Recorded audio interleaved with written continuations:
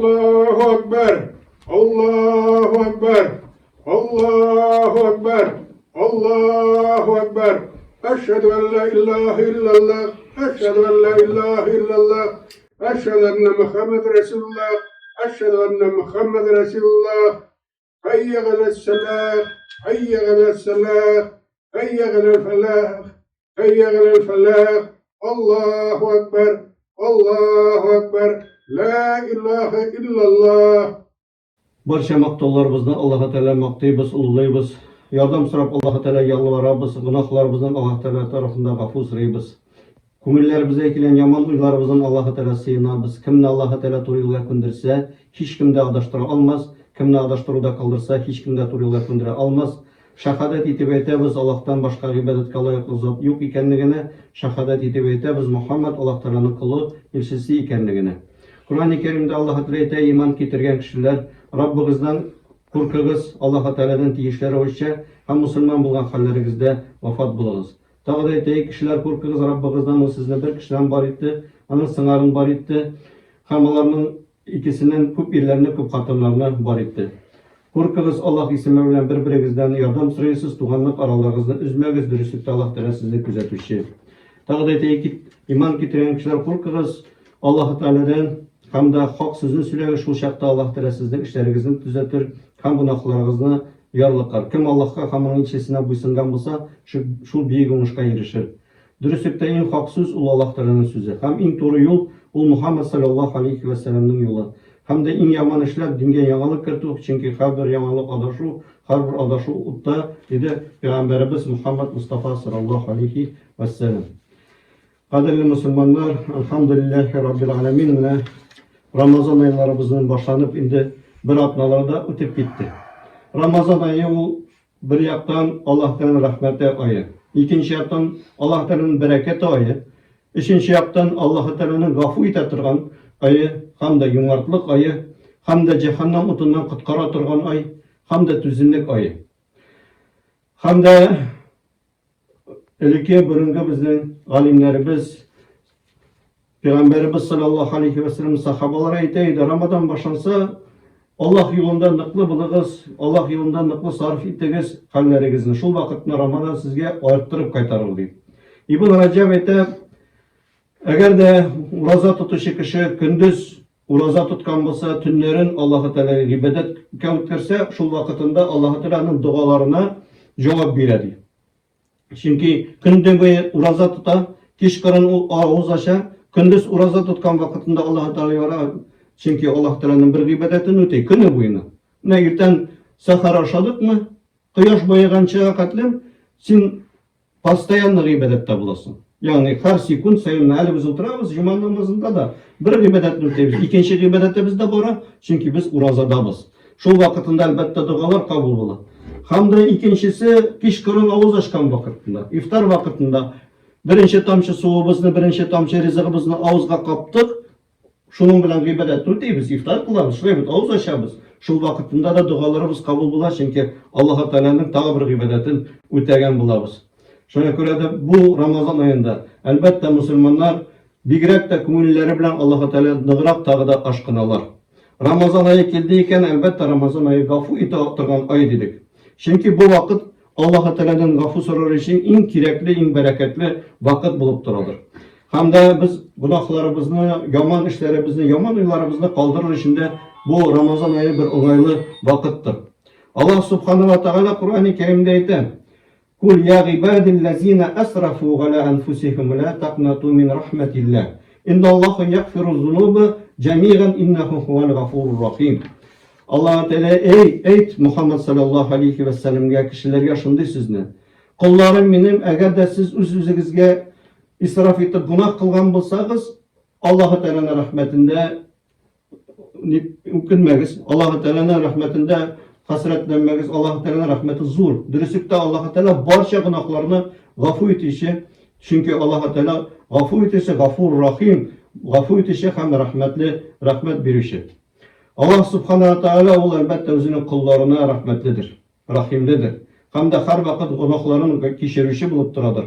Hamda bizga albatta Alloh taolaning g'afur etishi turunda bu ай безгә күрсәтеп тора. Шуңа күрә дә без бер кашан да Аллаһ Тәгалә безне гафу итмәс дип дигән сүз булырга тиешле түгел. Кайбер кеше әйтә бит. Улгайдым инде мин узу бик күп гунахлар да кылдым, мине Аллаһ Тәгалә гафу итмәс, мине Аллаһ Тәгалә кабул итмәс дип әйтә. Юк, Аллаһ Тәгалә һәр кешене үзенә тәүбә белән, үзенә кичерү белән Аллаһ Тәгаләне гафу итсен дип сүз белән кайткан кешене Аллаһ Тәгалә гафу итүче. Аллаһ Субханаһу ва Тәгалә үзе турында әйтә. Вастагфируллаһ иннаху хувал гафурур рахим. Миннән гафуны сорагыз ди. Дөреслекдә мин гафу итүче һәм рахимлек ияседер ди. Шуның сәбәпле әлбәттә кеше гынахасыннан арынса, нендәгер аламатлыктан, кыенлыктан арынса, без нәрсәкәй булабыз? Бәхетле булабыз.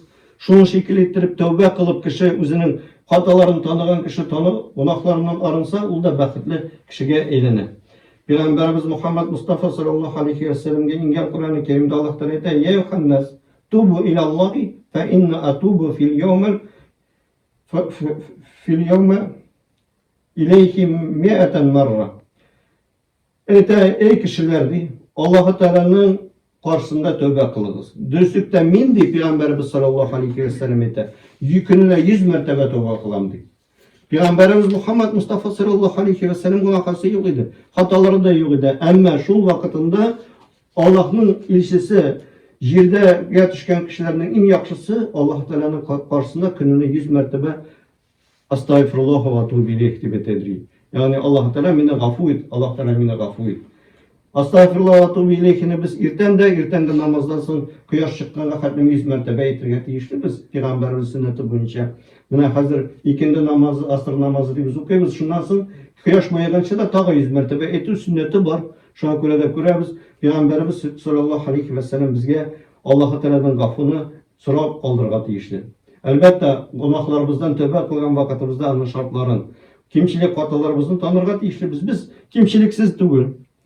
Адам баласы фәрештә түгел. Һәр берсенең ниндидер хатасы, ниндидер кимчилеге була. Әмма Аллаһ Тәгалә барчаларыбызны гафу итүче. Шуңа күрә дә Аллаһ Тәгалә безне гафу итер өчен сорый торган көннәребез, вакытларыбыз ушбу Рамазан айларында. Әлбәттә, Рамазан аенда кешеләр, изге кешеләр изгелек яклары тагы да ачылып китә. Изге кешеләр тагы да Аллаһ Тәгаләгә якынайлар, ураза тоталар, ифтар кылалар, мәчеткә йөриләр, намазларын калдырмайлар, Кур'ан укыйлар, Аллаһ Тәгаләне зикр итәләр. Әмма яман кешеләрнең яманлыклары ачыла. Яман кеше Рамазан ае дип карап тормый, харам эшне һаман да Рамазан аенда эшли, бузыклык эшли, ниндидер урлашу, талашу, ызгышу, сугышу, мондый бузыклыклардан һаман да туктай алмый Рамазан аенда. Шуңа күрә дә яхшы яктан кешенең яхшылыгы ачыла, яман кешенең яманлыгы шушы Рамазан аенда ачыла. Тагы да әйттек, без Рамазан ул түземлек, сабырлык ае дидек. Сабырлык дигән вакытында безнең сабырлык нәрсәдә булырга тиешле? Дин ягыннан карасак, өч әйбердә сабырлыгыбыз булырга тиешле. Беренчесе, Аллаһ Тәгаләгә гыйбадат кылуда сабыр итәргә кирәк. Менә Аллаһ Тәгалә кушкан 5 вакыт намаз. Сабыр итәбез, иртән торабыз. Бөтен кешеләр йоклап яткан вакытта булса да торабыз, юынабыз. Шуннан соң мәчеткә булса мәчеткә барабыз. Сабырлык кирәк бу эшләр өчен. Сабыр кеше моны эшләмәй, түземлеге булмаган кеше моны эшләмәй. Һәрбер гыйбадәттә дә, ураза тоткан вакытта да, әле кышкыны, ладно, кыска вакытларыбыз, җәйге эссе вакытта да, шилле вакытларында да ураза тотсаң, сабыр итәргә, түзем итәргә кирәк. Шуңа күрә дә беренче сабырлык ул гыйбадат кылган вакытында, Аллаһ Тәгаләнең әмерләрен үтәгән вакытында. Икенче сабырлыгыбыз Аллаһ Тәгаләнең харам эшләреннән. Менә Аллаһ Тәгалә харам тыелган эшләр бар. Харам эшләрне кайбер вакытта кеше түзәлмәй аны эшли, ниндидер бузыклык. Бер кеше тәмәке тартырга өйрәнгән икән, тарта. Токшылай алмый бит. Моны ташлар өчен, харам эшне туктатыр өчен нәрсә кирәк? Сабырлык кирәк, түземлек кирәк. Шул вакытында сабырлык итеп түзсә, ул вакытында харам эшләрне дә калдыра. Һәм дә инде өченче сабырлык дөньяда туачак мәшәкатьләргә, ширләргә, бәла-казаларга сабыр итә белү. Чөнки дөньяда мәшәкатьсез кеше юк. Һәрбер кешенең үзенә бер авырлыкны Аллаһ Тәгалә бирә. Кемдер эшсез калып, малын таба алмый, шулай бит, кемдер чирләп тора, авырып тора, кемнең гаиләсендә ниндидер ыгы-зыгы була, кемдер шундый төрле мәшәкатьләрен тудырып тора. Шушы тормышта килгән мәшәкатьләр, авырлыкларга, ачлыкларга, кыенлыкларга әлбәттә нәрсә сабыр итәргә. Шушы Рамазан ае безне шул сабырлыкка өйрәтә. Ягъни без гыйбадәткә, түземлеккә сабыр итәбез, әлхәмдүлилләh. Харам эшләрдән туктыйбыз. Хәтта Peygamberimiz sallallahu aleyhi ve sellem etti. Ramazan ayında birov senin bilen talaşırga kilse, sen onlar karşın deşmedi. Asılma deyip kine min urazada deyip kine etti. Şunun bilen, anın bilen ayrılışıp gitti. Yani talaşıp, ızgışıp yürüme kişi bilendi. Yani haram işlerden de biz tıyılıp durabız. Şu vakitinde indi dünyada aşağı işiden tuktap durgan vakitinde orayımız aç kişilerinin susuz intikken kişilerin hallerini de biz biliriz. Allah Teala ite Kur'an-ı Kerim'de innema yuvaffas sabiruna ecrahum bi gayri hisab. Dürüstlükte mina şul sabır itkenler hesapsız acır ve savabını alırdı. Eğer de Allah Teala'nın karşısında sabırlı olsan acır ve savablarını hesapsız alasın. Elbette bu ay tağda takvalık ayı deyip ettik. Urazana kirgen vakitinde takvalık ayı deyip ettik.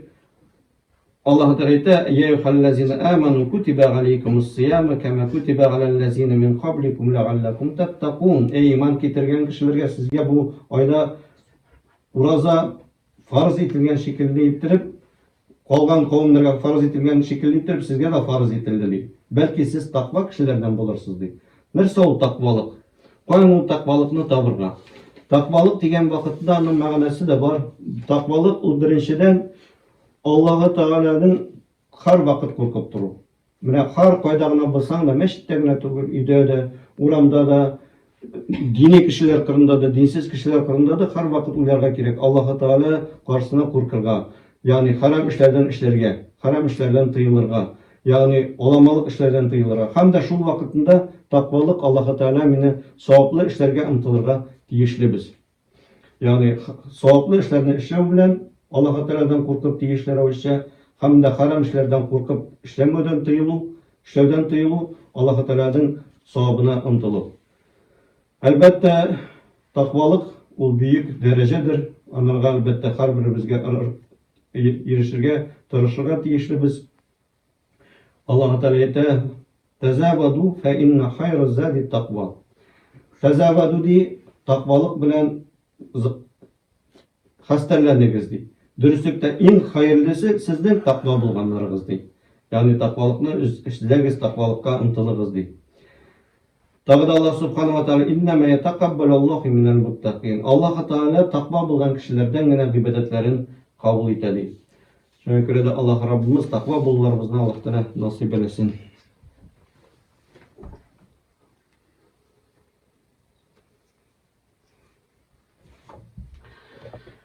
Elhamdülillahi Rabbil alemin ve salatu ve selamu ala Resulihi Muhammed ve ala alihi ve sahbihi ecma'in. Ahırda indi bir Peygamberimiz sallallahu aleyhi ve sellem zamanında bir tarihinde iske şurası kile. İki kişi indi tarihte şunşundi var. Peygamberimiz zamanında iki kişi İslam'a geldi. Birisi Hazreti İslam'a irterek geldi.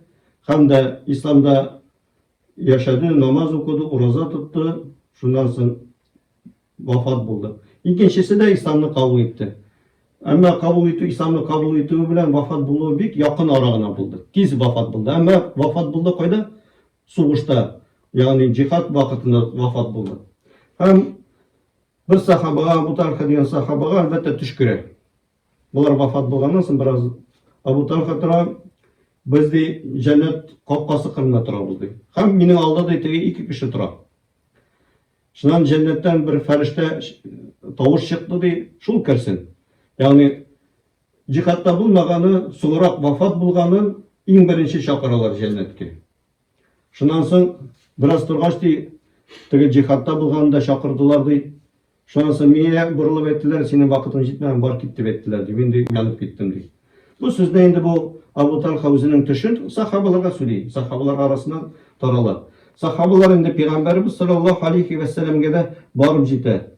Şundan sonra Abu Talha'nın elbette Peygamberimiz sallallahu aleyhi ve sellem özüne çakırıp sırayı. Sen şunda tüşkürdün mü? Tüşkürdün.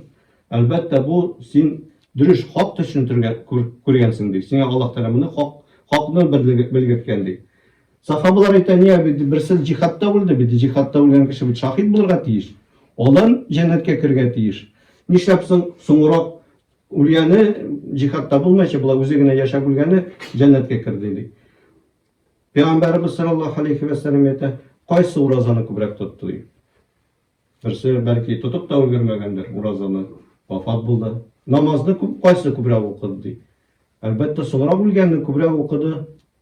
Şu kadın bir yılga kubra okudu. Bir yıl içinde mesela 1800 lirası namaz okugan bular. 1800'ünü cemaat bilen okusa her birisi 25 mertebe tapkırgana.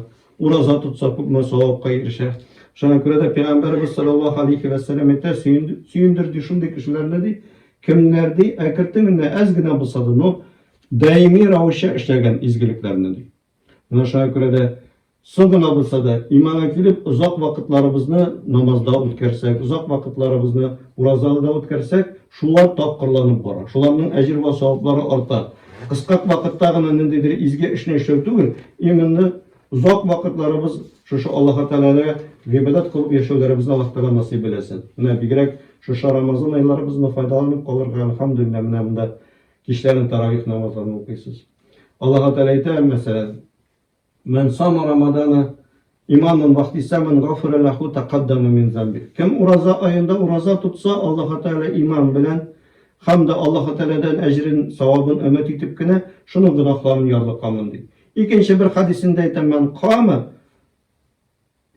Ramazan'ı imanın vaktiyse men gufre lema taqaddama min zambik deyip. Men kâme diyen vakitinde kim taravih namazlarını okusa Allah-u Teala'dan ecir ve savabın ümmet etip onlardan onun rizalığı işini, onun da günahlarımızı yarlıqamın deyip. Şundan sonra ayten tağı bir hadisinde men kâme Leylatul Kadri imanın vakti ben gufre lehume taqaddama min zambikti. Kimdi Ramazan ayında Kadir kişisini izlep, Kadir kişisinde namaz ibadet kılsa, şunun da kimşilik ve hataların yarlıqarmını. Görəsiz mi? Allah-u Teala üç türlü amelge bizden günahlarımızı yarlıqayı. Şuna göre de Ramazan ayında uraza da tutukuz.